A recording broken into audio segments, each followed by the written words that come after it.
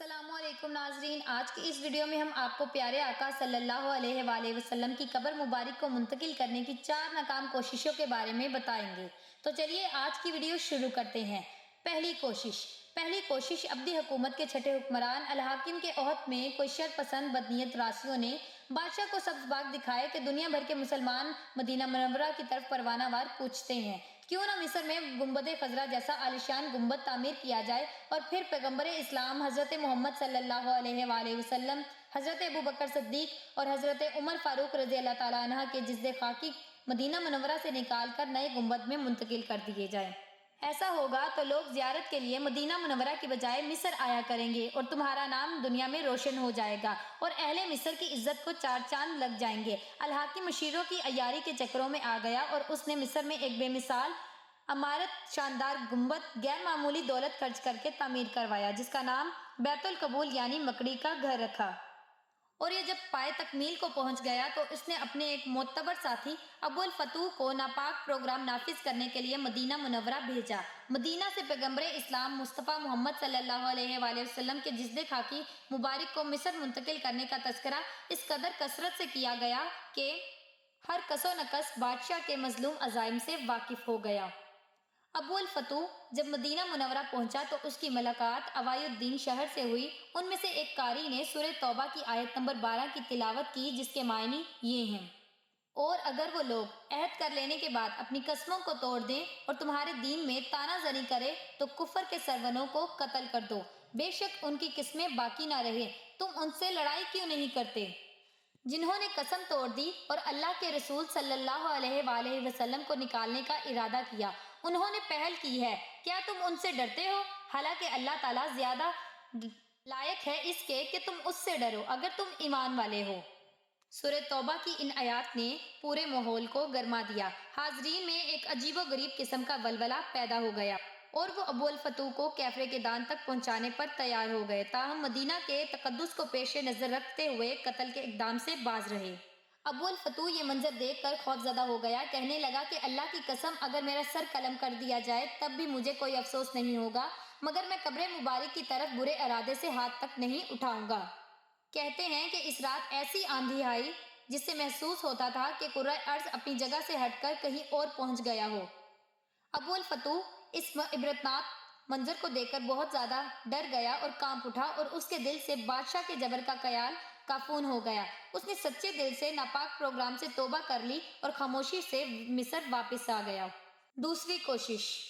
شیخ شمس الدین ثواب رحمۃ اللہ بیان کرتے ہیں کہ میرے ایک مخلص دوست جن کے امیر مدینہ سے گہرے تعلقات تھے میرے پاس آئے، کہنے لگے کہ حرب کے راستیوں کی ایک جماعت امیر کے لیے قیمتی سامان اور اعلیٰ درجے کے تحائف لے کر پہنچی ہے۔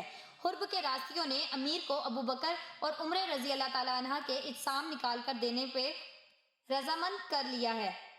امیر موصوف مذہبی بے حسی کے باعث ان چکروں میں آ گیا اور انہیں حضرت ابوبکر صدیق اور حضرت عمر رضی اللہ تعالیٰ عنہ کے قبر سے ان کے اجسام نکالے جانے کی اجازت دے دی۔ شیخ شمس الدین کہتے ہیں کہ یہ سن کر میرے حواس اڑ گئے، میں بھی بہت زیادہ فکر میں بیٹھا ہوا تھا کہ اچانک میرا ایک قاصد مجھے بلانے آ گیا۔ میں حاضر خدمت ہوا۔ امیر نے حکم دیا کہ آج رات کچھ لوگ مسجد میں آئیں گے تو ان کے لیے دروازہ کھول دینا اور ان کے کام میں کوئی مداخلت مت کرنا۔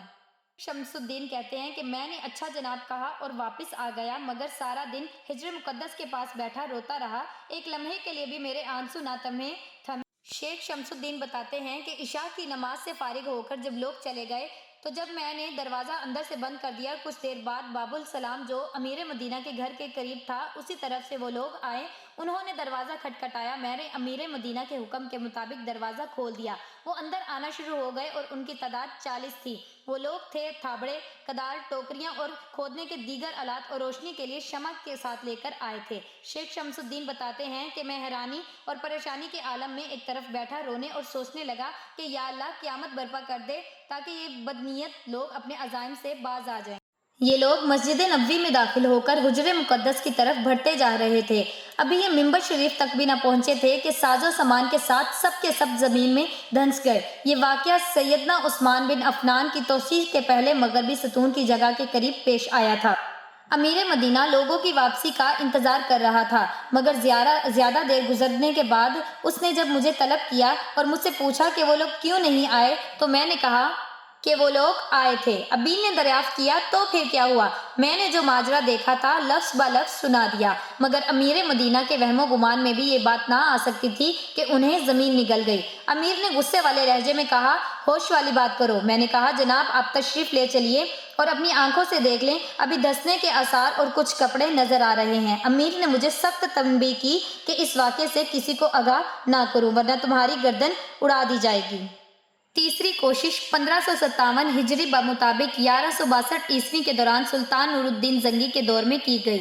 اس کے کرتا دھرتا نصرانی تھے۔ سلطان نور الدین زنگی رات کو تہجد کی نماز پڑھ کر سو گئے۔ خواب میں نبی کریم صلی اللہ علیہ وآلہ وسلم کو دیکھا۔ آپ صلی اللہ علیہ وآلہ وسلم نے دو افراد کی طرف اشارہ کر کے کہا کہ مجھے ان سے بچا لو، مجھے ان سے نجات دلاؤ۔ نور الدین زنگی گھبرا کر اٹھ گئے اور وضو کیا، نماز پڑھی اور پھر سے سو گئے۔ انہوں نے وہی خواب دوبارہ دیکھا، پھر بیدار ہوئے، نماز پڑھی اور سو گئے۔ نور الدین زنگی نے جب تیسری دفعہ یہی خواب دوبارہ سے دیکھا تو اٹھ کھڑے ہوئے اور کہا کہ اب سونے کی کوئی گنجائش نہیں۔ نور الدین زنگی کا ایک خدا ترس وزیر جمال الدین رسولی تھا، انہوں نے اس کے پاس پیغام بھیجا اور اسے اپنے پاس پیش آنے کا واقعہ مطلع کیا۔ یہ سن کر جمال الدین نے سلطان سے کہا کہ اب تمہاری یہاں بیٹھنے کی کوئی گنجائش نہیں، فوراً مدینہ منورہ کا رخ کرو اور اپنے خواب کو سینہ راز میں رکھو۔ وزیر جمال الدین ان کی رفاقت میں مدینہ منورہ پہنچ گئے۔ وزیر نے مسجد میں اہل مدینہ سے ملاقات کی اور ان سے کہا کہ سلطان نور الدین مسجد نبوی میں تشریف لا رہے ہیں اور زیارت کے لیے روانہ ہو گئے ہیں۔ سلطان نور الدین زنگی مدینہ منورہ پہنچ گئے اور انہوں نے اپنے خواب کا تذکرہ کسی سے نہ کیا۔ پہلی رات تو انہوں نے اپنے گھر میں گزاری اور انہوں نے مشورہ کیا کہ اس گتھی کو سلجھانے کے لیے کیا تدابیر اختیار کی جائے۔ آخرکار یہ طے پایا کہ شہر کے تمام لوگوں کو دعوت دی جائے گی اور انہیں انعامات تقسیم کیے جائیں گے۔ اس طرح مطلوبہ انسان کی پہچان کر کے انہیں گرفتار کر لیا جائے گا۔ چنانچہ وزیر نے اعلان کرایا کہ بادشاہ سلامت آئے ہوئے ہیں اور وہ اہل مدینہ کو انعامات سے نوازنا چاہتے ہیں، لہٰذا ہر آدمی آئے اور سلطان کی سخاوت سے فیضیاب ہو۔ لوگوں نے آنا شروع کر دیا، چند ایک تحائف لے کر رخصت ہونے لگے۔ تحفے دیتے وقت سلطان ہر آدمی کو بہت ہی زیادہ غور سے دیکھتا اور خواب میں دیکھی ہوئی شکلوں کو تلاش کرنے کی کوشش کرتا۔ شہر کے چھوٹے بڑے، امیر غریب لوگ سب آئے، سب نے شاہی تحائف وصول کیے، مگر جن کی جستجو سلطان نور الدین زنگی کو تھی وہ شکلیں نظر نہ آ رہی تھی۔ آخر میں سلطان نور الدین زنگی کے بار بار سوال کرنے پر لوگوں نے بتایا کہ بس مراکش کے 2 شہری باقی بچے ہیں، باقی سب لوگ آ چکے ہیں۔ یہ لوگ کسی سے کچھ نہیں لیتے، یہ لوگ مالدار ہیں، خیر خیریت بہت زیادہ کرتے ہیں۔ یہ سن کر سلطان کا سینہ کشادہ ہو گیا اور انہوں نے کہا کہ ان دونوں کو لایا جائے۔ سلطان نے جب انہیں دیکھا تو یہ وہی شکلیں تھیں جو اس نے خواب میں دیکھی تھیں۔ انہیں دیکھتے ہی سلطان نے کہا کہ تم لوگ کہاں کے رہنے والے ہو؟ تو انہوں نے کہا کہ ہم مراکش کے رہنے والے ہیں۔ سلطان نے کہا کہ سچ سچ بتا دو۔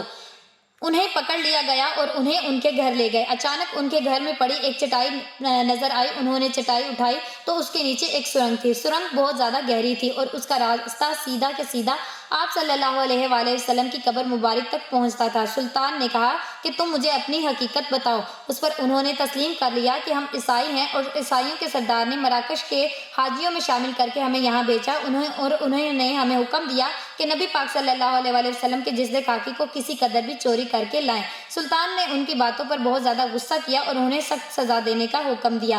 وہ بہت زیادہ خوش تھا کہ اللہ پاک نے اس کام کے لیے اس کو چنا۔ ان کو قتل کروانے کے بعد سلطان نے اپنے آپ صلی اللہ علیہ وآلہ وسلم کو حجر مبارک کے ارد گرد ایک مضبوط دیوار بنائی۔ تو دوستو یہ تھی ہماری آج کی ویڈیو۔ اگر آپ کو ہماری ویڈیو اچھی لگی ہو، پسند آئی ہو تو ہمارے چینل کو لائک کریں، سبسکرائب کریں اور اسی طرح کی انفارمیٹیو ویڈیوز دیکھنے کے لیے ہمارے چینلز کے ساتھ جڑے رہیے۔ تب تک کے لیے اپنا خیال رکھیے۔ اللہ حافظ۔